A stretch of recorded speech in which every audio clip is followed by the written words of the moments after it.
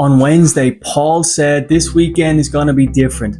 I'm not going to relapse. But when Friday came around, the cravings were just too strong. We'll talk a bit more about Paul later. I'm Gary, a best-selling author, and I've helped over 100 individuals with their addictions. The concept we're going to learn today, I think, will be very valuable to learn along your recovery journey. The addiction pie concept is fascinating because this breaks down your addiction. If we create a big massive circle here and we divide it in half, 50% is up on top for your big trauma. If we divide it down once more, it's 25% is small trauma. And we can slice this up very, very thinly. You could have 10% your family, 5% your friends, you could have 2% genetics, 2% social norms, 2% that you just wanted to, 1% cravings, and 1% we don't know. The truth is, all of this can even be smaller, 0 point percentiles. Like pi, 3.142, it goes on forever. We actually don't know the real root causes on a consistent basis. I do personally believe with all the people I've helped, at least one or two major consequences or events have happened which continues them along their addiction. Not just starts it, but continues it along. Many people don't correlate their big thing or the smaller thing to actually starting. But let's have a look at this. A single parent home. A child is twice as likely to develop a substance abuse disorder. Another example would be if a parent struggles with substance abuse. A child is 4 to 8 times more likely to increase or to use substances in the future because it's normalized, it's learned behavior, coping mechanisms. This is very normal for them.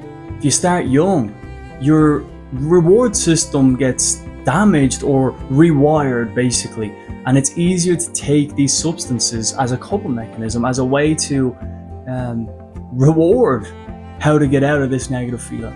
And I can go on and give you many examples: unemployed, incarcerated, homeless, and trauma.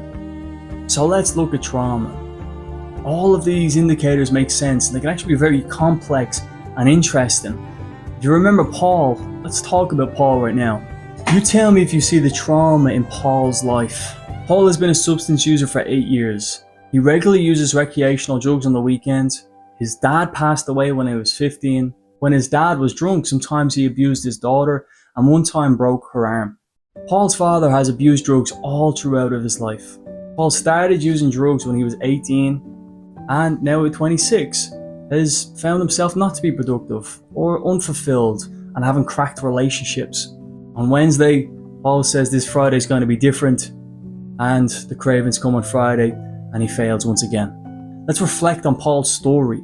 Paul's dad passed away when he was 15, an emotional time, traumatic. Paul's dad was also a substance abuse user. So when his dad passed away, it was pretty obvious that his normalized or learned behavior would be to use substances to cope with his grief. He also witnessed a lot of abuse for his sister, and this can crack relationships and change his perception of what a relationship should be.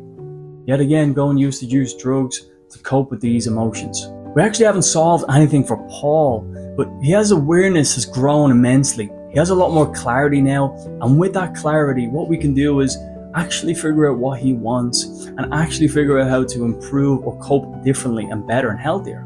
Paul has now figured out what he doesn't like. He doesn't like unproductive, cracked, unhelpful, unhealthy relationships.